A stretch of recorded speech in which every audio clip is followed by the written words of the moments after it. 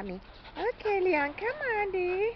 Yeah, she's still limping a little, but the vet says that will get better with time. Hi, baby.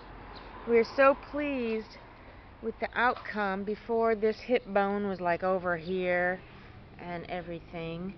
So she's looking good. You'll notice she is thin. She was also diagnosed with E. canis from her blood results, but she's on medicines for that, and we hope that we know she'll make a full recovery from that.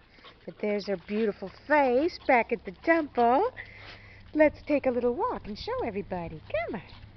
Yeah, let's show all your supporters how good you're doing. Look at that.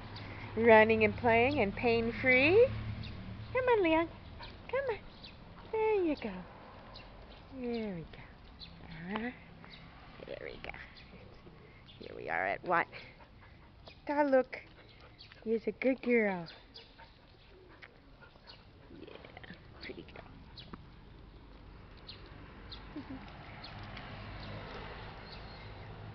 Looks good. It looks really good. It looks really, really good. It's a big smooch from me. Here's me.